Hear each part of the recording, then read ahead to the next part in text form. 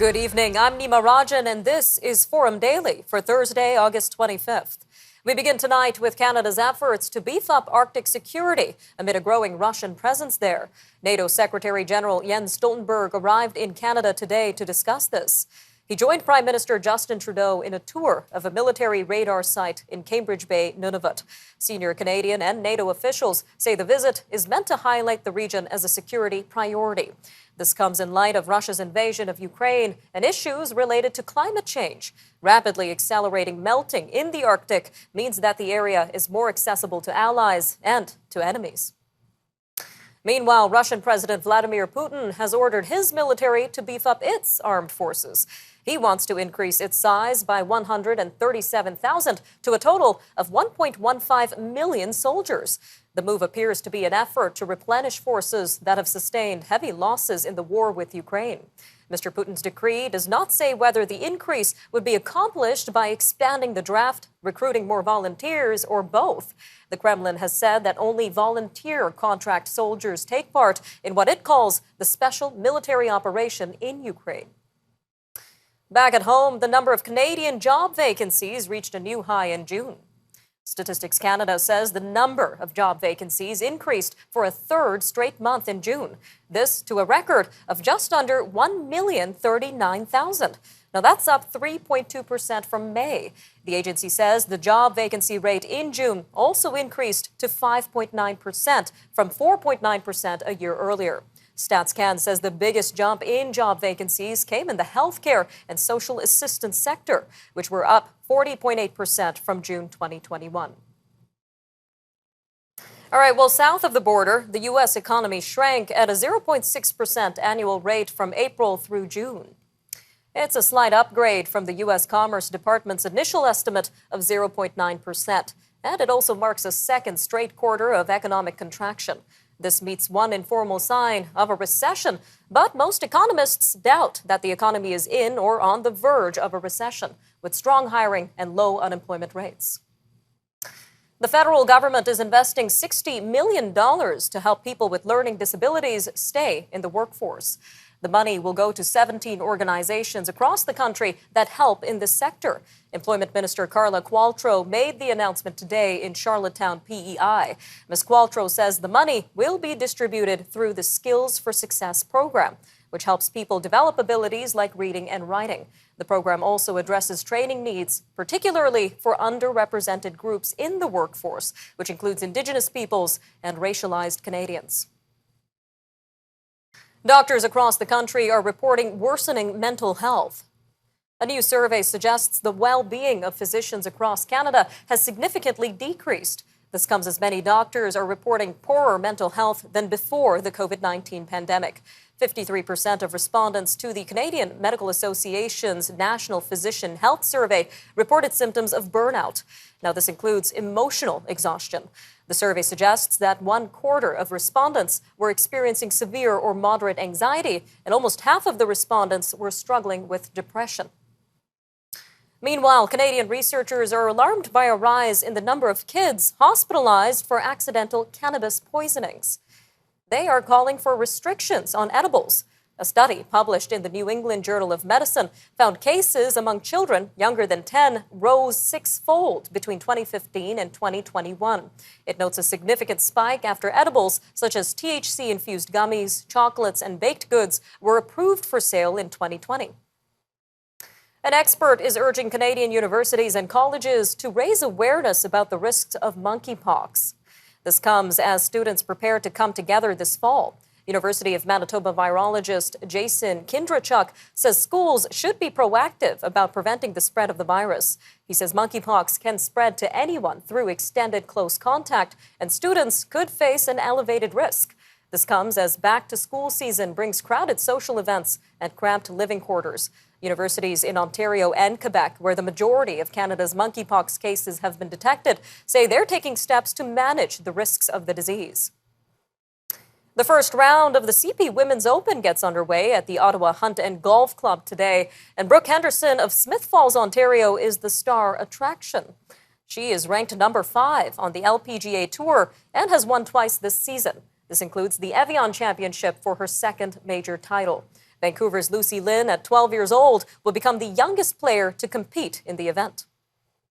Forum Daily will be right back after the break with a look at scammers and investing. We'll be speaking with Elizabeth Naumovski, Vice President of Marketing at Caldwell Securities Ltd. So stay tuned. We'll have that interview coming up shortly after the break.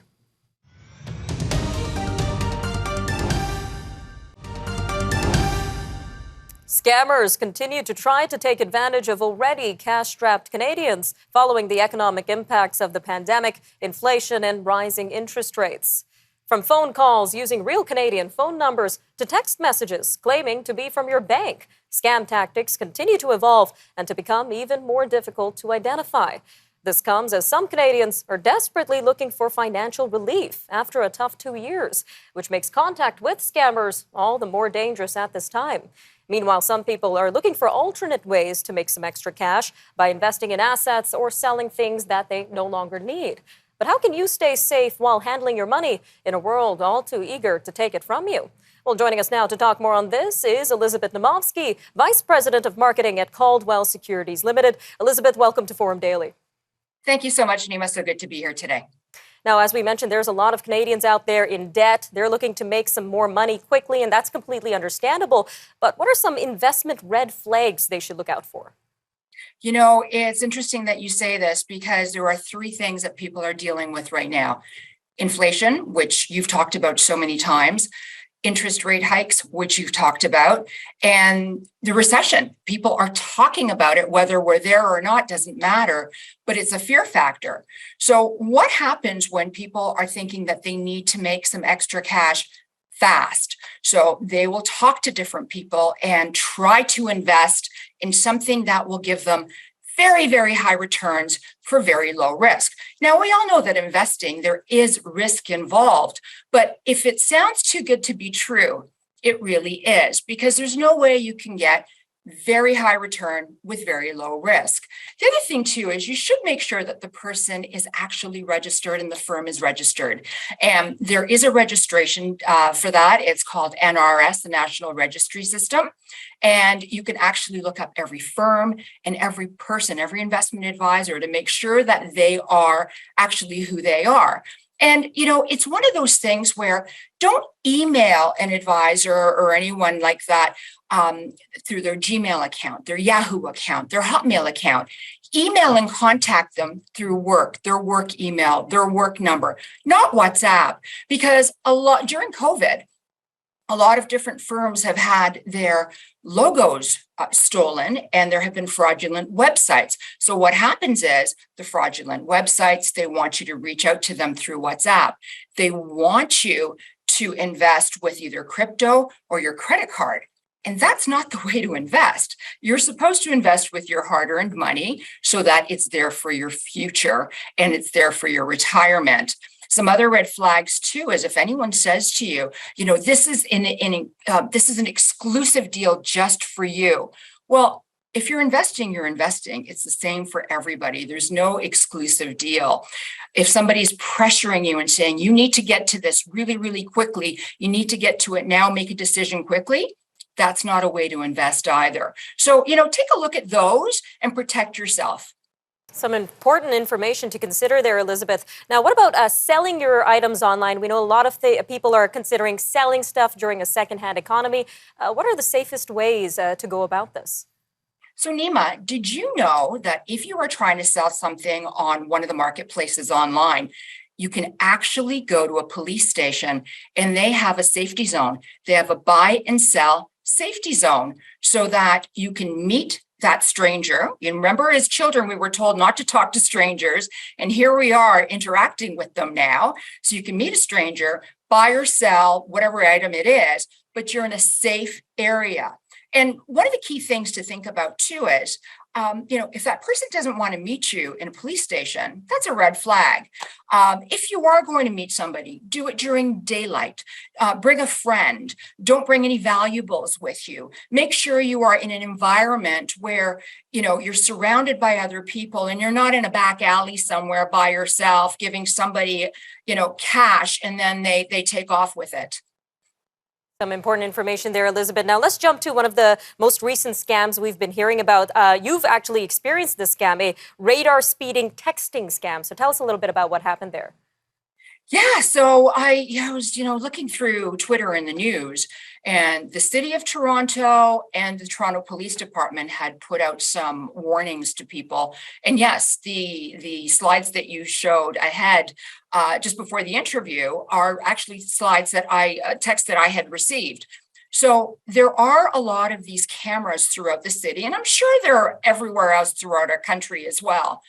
But what the scammers have started doing is sending texts to random people saying that, you need to pay for your speeding fine and you need to pay for it now. They're very pushy texts. They are very to the point texts. If you do receive those texts, stop, pause, think, delete. Just get rid of them. Do not click on anything.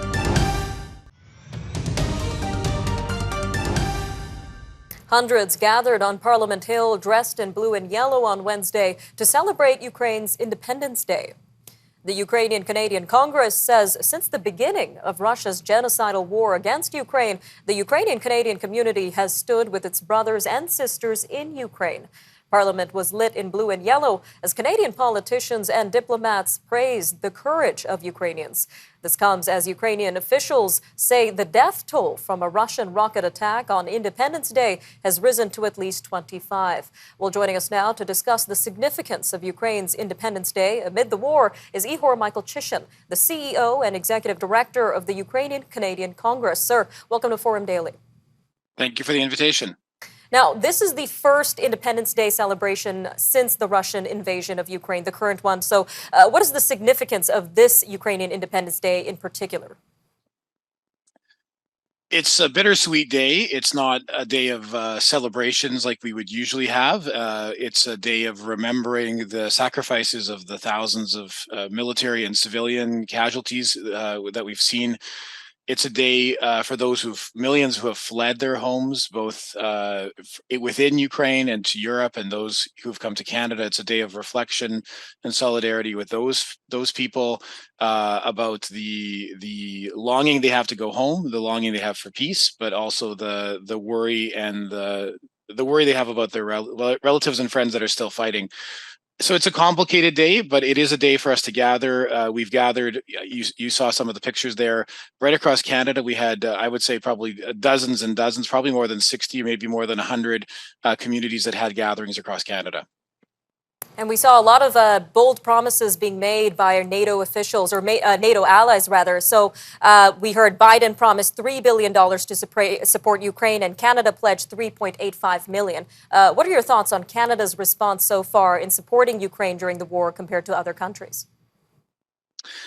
Well, our goal as the Congress is to push the Canadian government to give a proportional to our economy, proportional to our GDP kind of assistance.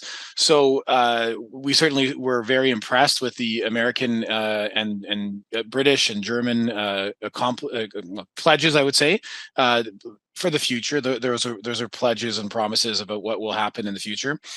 Canada's announcement was much smaller, much more focused, not as military focused.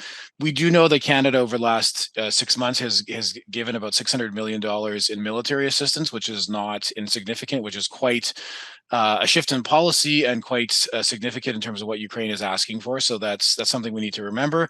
And also,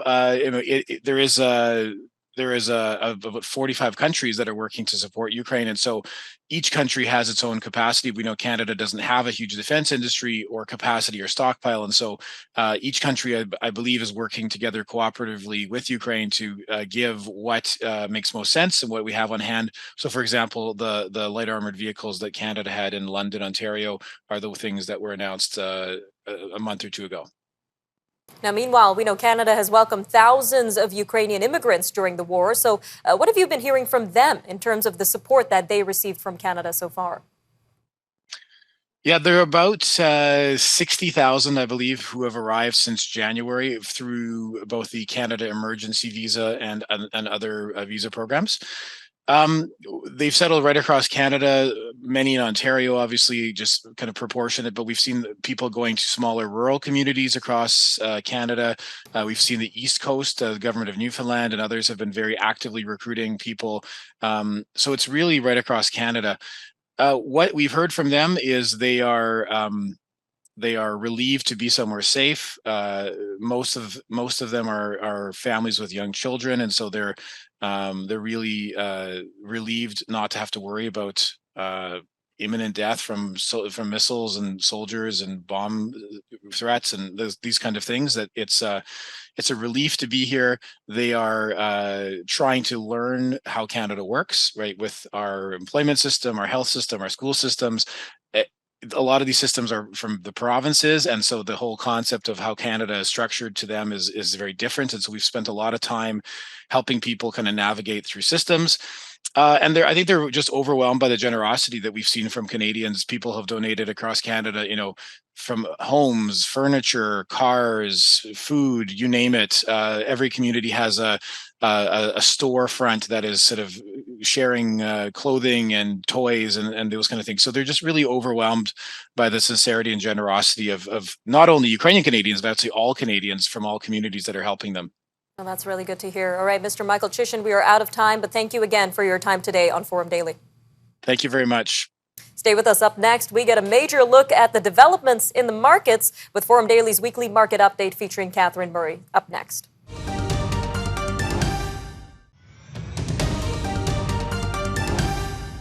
Welcome back. It's time for our weekly market update with Catherine Murray, host of The Buck Stops Here. All yours, Catherine. Thanks, Nima. Hello, everyone, and welcome to your weekly market recap. I am Catherine Murray. Well, we have seen quite a bit of volatility in the markets this week. We started off with a major slide on Monday as investors are nervous and concerned about what we will hear from Fed Chair Jerome Powell on Friday morning at the Jackson Hole meeting. There is the view that he might be hawkish, again, trying to combat inflation.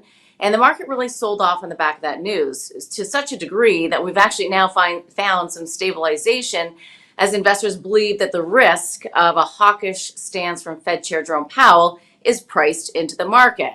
Now, just to step back, if he is in fact, though, a little bit more hawkish than the market is currently anticipating, you will likely see the market sell off, and you will also see that US dollar continue to show some strength. If in fact he's a little bit more dovish, we'll probably see another rally in the equity markets, and you'll probably also see the deep cyclicals and industrials and precious metals also have a nice rally. Of course, the focus is very much inflation, but in many ways, what can he really say or do? Because keep in mind that one of the key reasons we're seeing inflation is because the lack of supply in the energy industries across the world. That's really a structural issue. You can't just change that overnight. Also, of course, wages are increasing and have been increasing, and you've got labor shortages driving that. And then, of course, we have the war. So difficult to combat inflation. Having said that, they are, in fact, doing somewhat of a job because you are seeing a slowdown in some of the economic data. Now, in terms of the markets moving higher yesterday and today, the key reason for today is big news overnight out of China, where we did get some stimulus out of China to try to boost their economic growth. Interestingly, we are seeing the lowest recorded growth in China over the past 30 years. All eyes will actually be on what we will hear from the Chinese Communist Party upcoming Congress and what they might be thinking about doing or put in place to do to increase their economic growth. The other key factor that investors are watching is the price of oil, or WTI, up by about 1.2% yesterday, on pace for 5% gains this week. That is after OPEC Plus suggested that the group might actually cut production, particularly if Iran's oil comes on the global market. Interestingly as well, in terms of what countries in Europe are facing with the oil and supply constraint, the German government is worried about the problem with coal supply for the fall, and also, of course, the winter power supply. You're also hearing that out of the UK, where the ministries there are warning the cost crisis that companies might face with their energy bill increasing fourfold. So energy is still very much in focus, and the price of WTI, as I mentioned, up by about 5% this week. In terms of earnings, we're still getting a lot of tech earnings out of the States. On the positive side, Snowflake, that stock was up 18%. NVIDIA in the chip sector was down by 4.5%. They did have a slight earnings beat, but guidance was below consensus. Nordstrom, that stock was down by about 20%. They're noting a slowdown in the rack and the lower end consumer. Housing, Toll Brothers had a much greater than expected order decline, but nonetheless, you actually saw the housing stocks yesterday, cruise lines and airlines, and also Chinese tech move higher. So again, a little bit of a risk on mode helped those areas of the market. Also, one other stock to watch that people are going to be talking about is Peloton. They did announce earlier in the week that they've reached a deal with Amazon to sell their equipment on Amazon, but they did actually just come out with their earnings, and a big disappointment there. Stock looks to be down maybe 18 to 20%.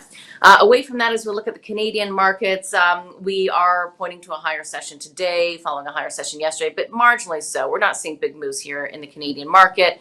So somewhat range bound, I would call it. The big news here in Canada is really what we're seeing out of the Canadian banks. And the main theme or takeaway to be aware of is the cautious tone coming out of the Canadian banks. They are increasing their loan loss provisions, in other words, really preparing perhaps for a recession, of course, or are we already in a recession? But nonetheless, the point is that they are preparing for perhaps more difficult times to come. In terms of the earnings specific story, CIBC and TD beat on their third quarter results, but profit was down.